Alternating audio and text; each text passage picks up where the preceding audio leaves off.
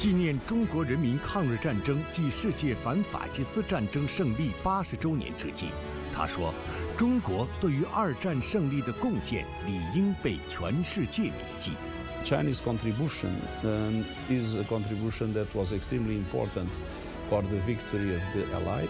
他赞赏中方提出的全球倡议。他说：“重温联合国创立初心，正当其时。” I see a perfect line of the concerns we have and the initiatives that you have mentioned. 谈及对习主席的印象，他表示 President Xi Jinping is that he is a man with a clear strategic vision, able to look at the long term, to define objectives for this long term. 联合国秘书长古特雷斯接受高端访谈独家专访，敬请收看。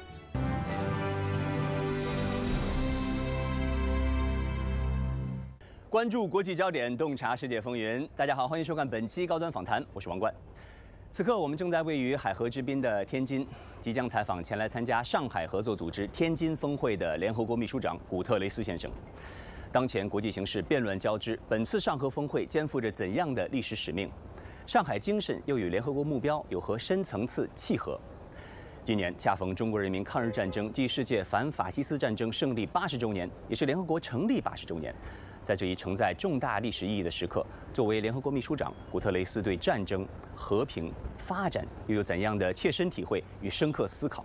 他将通过高端访谈向国际社会传递怎样的愿景？让我们一起在对话中寻找答案。8月31日，中国天津迎来了举世瞩目的上合时刻。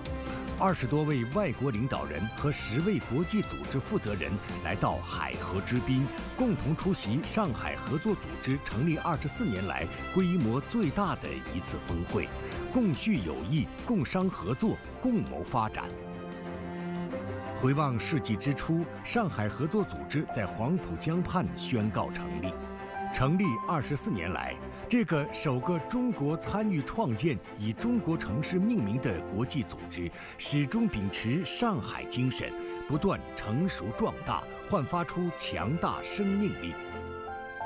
如今的上合组织已经从6个创始成员国发展成为覆盖亚欧非3大洲，拥有成员国、观察员国、对话伙伴共计27个国家组成的大家庭。成为人口约占世界1半、经济总量约占全球1/4的重要国际组织。Secretary General Antonio Guterres, it is a true honor to welcome you to Leaders Talk on China Media Group. I'm delighted to be able to be again with your station. Let's begin with SCO, Shanghai Cooperation Organization. It is founded on the Shanghai spirit, which emphasizes respecting different cultures and civilizations, treating everyone as equals, and rejecting Cold War mentalities.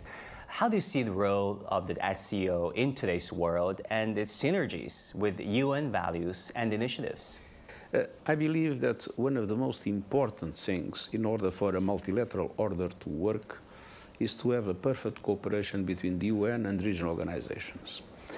Regional organizations know the problems of each area of the world better than a universal organization like the United Nations.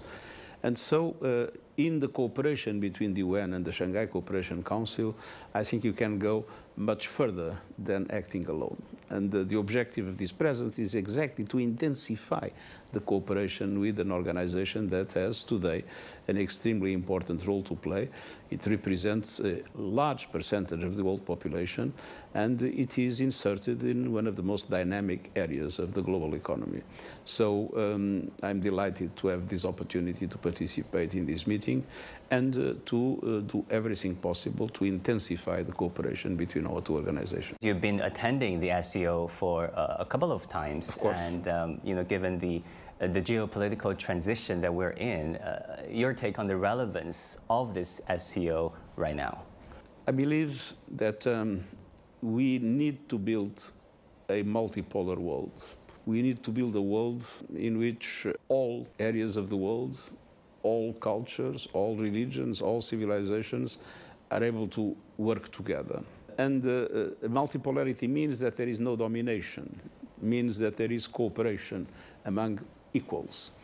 And in the efforts to build a multipolar world, the countries of the Shanghai Cooperation Organization are essential. And so I believe that what the SCO represents today is one of the basic conditions to move into a true multipolar world that unfortunately is not yet there. We are still moving in that direction, but there are many that would prefer not to have a multipolar world, but to have a world based on power relations and inevitably leading to a certain level of chaos in international relations that it's very important to avoid. In describing the transition we're into multilateralism and multipolarity, you said we're in the purgatory of polarity, where countries are taking advantage of the current geopolitical device to maximize their own interests, acting with no impunity whatsoever. Can you explain to us this term, purgatory of polarity? It has to do with the fact that we are not yet in a multipolar world, as I said, and in many aspects we are in a chaotic world. And the purgatory is the expression that represents that chaotic world in which we live. One can do whatever one is able to do. There is no respect for international law. There is no respect for the Charter of the United Nations. And a multipolar world does not mean that we do not need multilateral forms of governance. A multipolar world requires multilateralism. And the proof of that is Europe before the First World War. It was a multipolar Europe. I mean, there was France, the UK, Germany, Austria, Hungary, Russia. But there were no multilateral forms of coordination or cooperation. And the result was the war. So we need to move, and we see the emergence of different economies in the world with an enormous potential that are growing much more, with a much bigger speed than the traditional developed countries. So there is a new equilibrium being born at global level. We need to translate that equilibrium into cooperation relations among the different elements that will be decisive both from the point of view of security and from the point of view of the economy, and to guarantee at the same time that they accept in their cooperation to have levels of governance at global level in which I believe the UN system should be in the center. 80年前，2次世界大战的浩劫让国际社会痛定思痛，开始思考持久和平之道。1945年6月26日，来自50个国家的代表在美国旧金山退伍军人纪念堂举行联合国宪章签署仪式。中国代表首先签字，见证中国从积贫积弱走向国际舞台中心的历史性一跃。这一天被命名为联合国宪章日。9月2日，随着日本正式签署投降书，第2次世界大战正式宣告结束。同年10月24日，联合国宪章生效，联合国就此正式成立，全球治理掀开了新的一页。Secretary General Guterres, we're marking the 80th anniversary of the founding of the United Nations. China, of course, was a founding member of the United Nations, and in fact, it was the first signatory to the UN Charter. How would you describe and summarize China's contribution to the United Nations system and a UN-centered international order in the past decades? China has been extremely active in all the areas of the, I would say, mandate of the United Nations, in peace and security, in sustainable development, and in human rights. We have, you are intensifying the cooperation between China and the United Nations. And I'd like to underline a few aspects. China today has an extremely important development cooperation policy. And so when one looks at the Sustainable Development Goals, a central objective for the United Nations, the Chinese contribution is absolutely essential.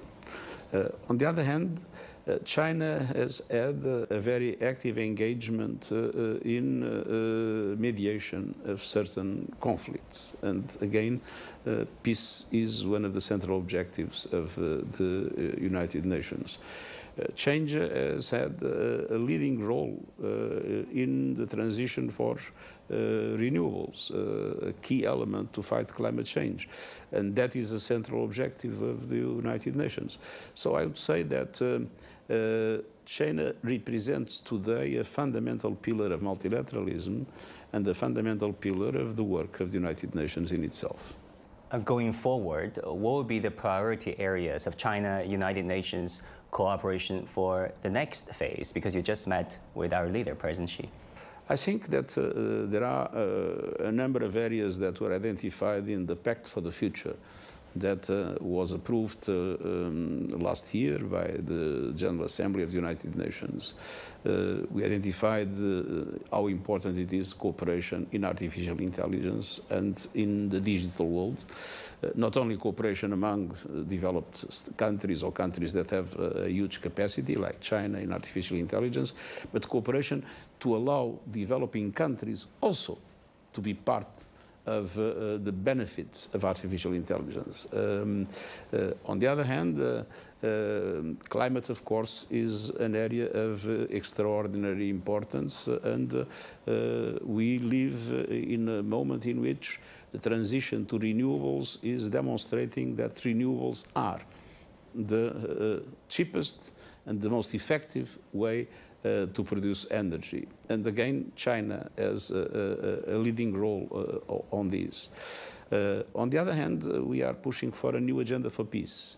And the new agenda for peace means dialogue, means cooperation, means that different cultures and different civilizations can work together.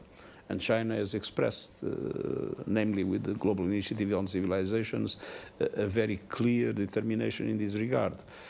And so if one looks at all the key aspects that are in the agenda of the activities of the UN, we have an important role for China to play. Talking about World War II anniversary, we're marking the 80th anniversary of the Chinese people's resistance against Japanese aggression and also the World Anti-Fascist War. But as you know, Secretary General, in the Western literature, the focus is largely on, of course, the European theater, the Pacific War, monumental moments to honor. But also true that in the main Eastern battlefield, the Chinese people made tremendous sacrifices, starting as early as 1931. We've endured the 14-year-long arduous struggle against fascism and imperialism, culminating in a suffering of over 35 million lives lost. So in your perspective, what would be a most fitting and proper historical perspective on World War II, on China's contribution to the Allied victory and to the eventual peace? There is this idea that the World War started in 1939 and then in 1945. But the truth is that the beginning of the Second World War was triggered by Japan against China, the famous incident that is well known.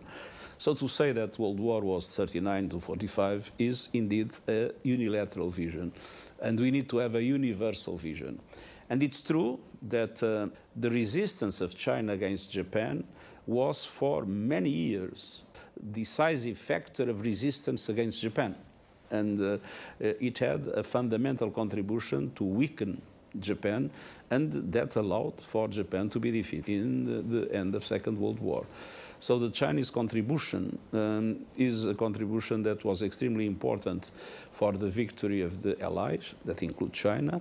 And as I said, one needs to look at the Second World War in its entirety, and effectively it started not very far from here.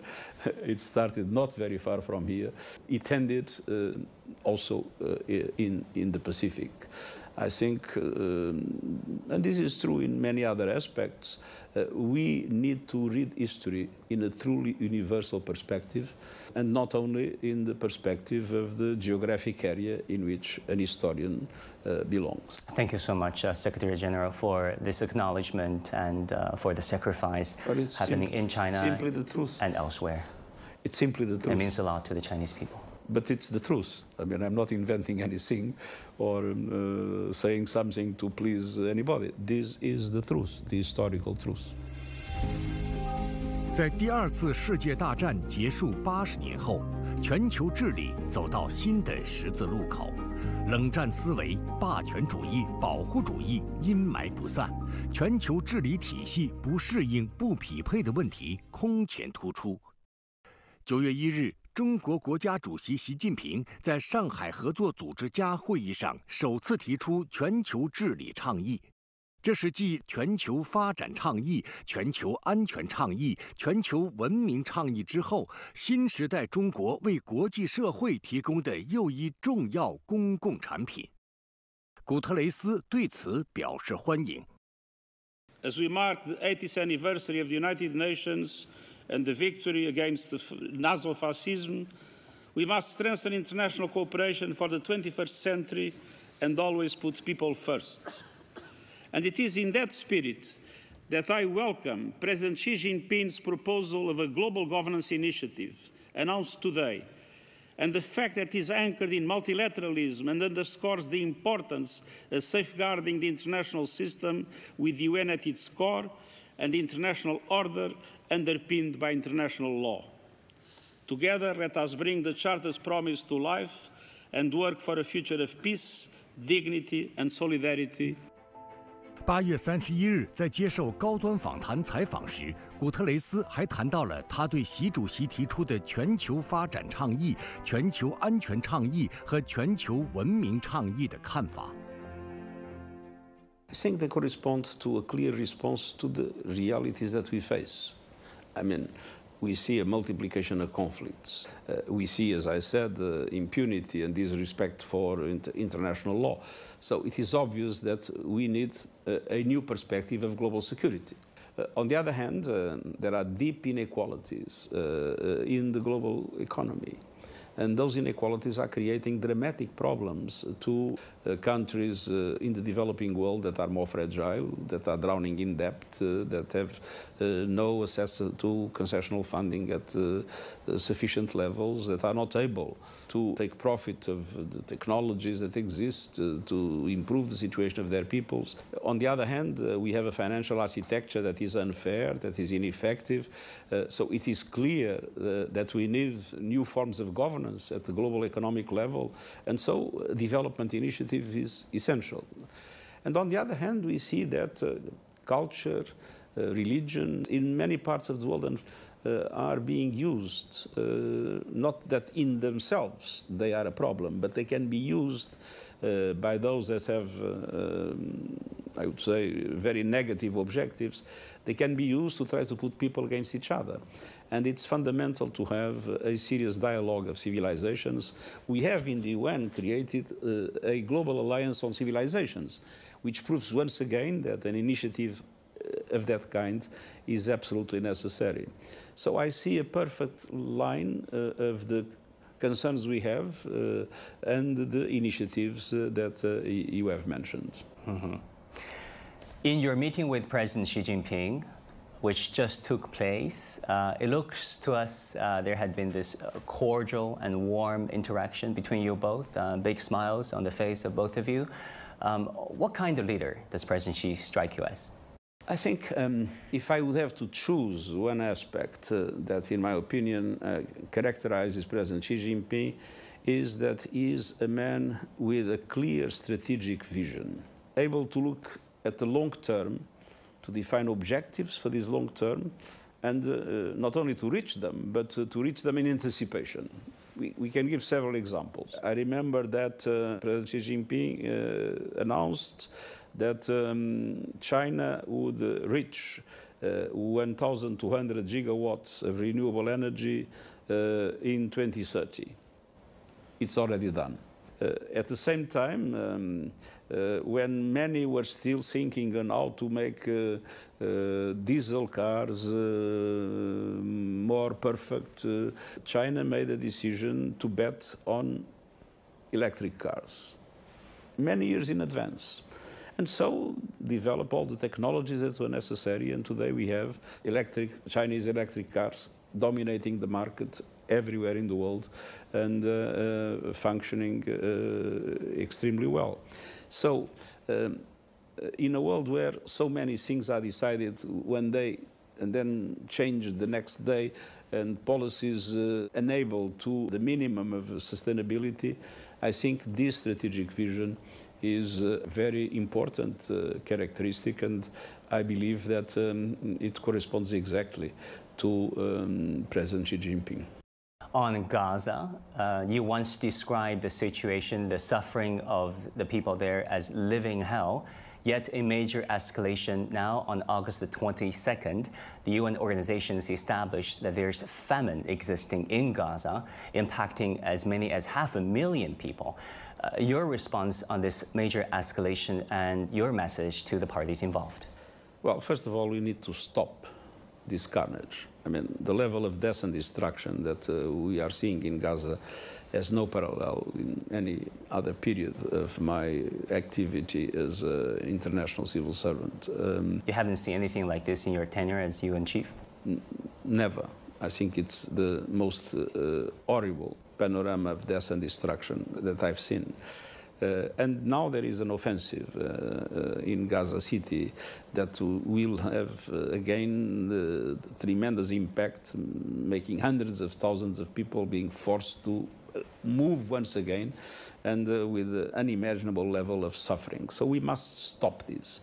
So first, an immediate permanent ceasefire. On the other hand, it is totally unacceptable to have hostages, and those hostages have been treated in a very horrible way. So hostages must be also released immediately and unconditionally. And then there must be complete free access for humanitarian organizations to distribute basic humanitarian items to the population in Gaza that needs food, that needs water, that needs medicine, that needs sanitation, that is in an absolutely dramatic situation, and famine was the result of that. So obstacles must end, any problems that are put to humanitarian action must stop, and humanitarian access must be guaranteed everywhere.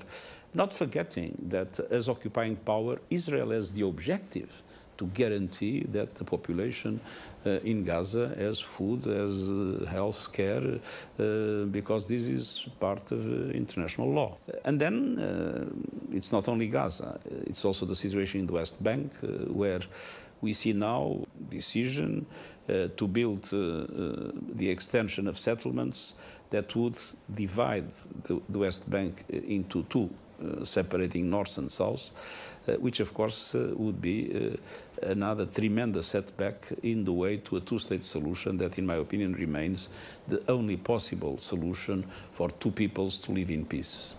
On climate, you said the era of climate change is ending and the era of climate boiling has begun. How far off track are we from the 1.5 degree target, and what will be the consequences if we can reach it? We are not yet completely off track. It's still possible to reach 1.5 as a limit for global warming at the end of the century. But we are already with overshooting, and we absolutely must drastically reduce emissions immediately. If we do not do so, we will risk to come to the end of the century with the temperature somewhere between 2 and 3% increase, which of course would be completely devastating in our world. Secretary General, during your tenure as the SG of the United Nations, you've been very committed to reform the United Nations that you said is paralyzed sometimes. How do you reconcile your personal desire to effect change with real-world limitations? We always choose principles, and then we are determined to change the political reality for the principles to be respected and implemented.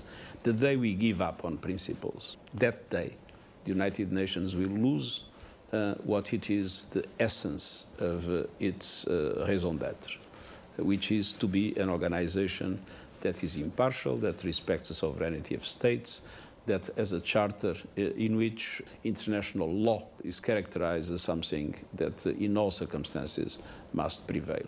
We need to be determined to make the organization as effective, as cost-effective, and as committed to the objectives for which it was created. And finally, what kind of a country do you think China has been, and where you see its fitting role in the world as it evolves?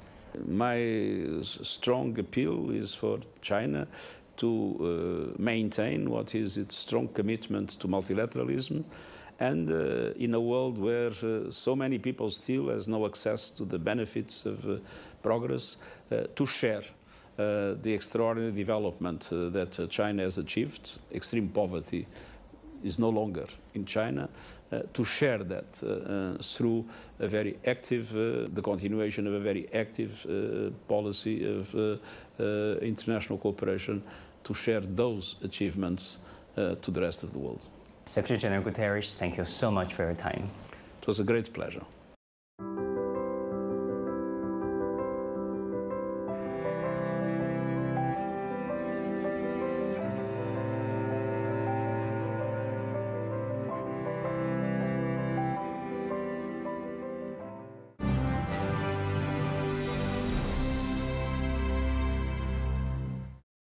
在刚刚结束的专访中，古特雷斯秘书长表示，上合组织自成立以来，为地区和世界的和平与发展做出了独特贡献。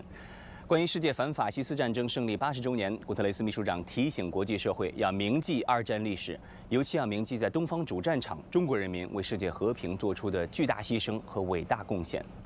着眼未来，他认为中方提出的全球倡议为全球治理提供了新思路、新范式。他还表示，期待联合国与中国展开更加紧密的合作。好，感谢您收看本期高端访谈，我是王冠，我们下期再会。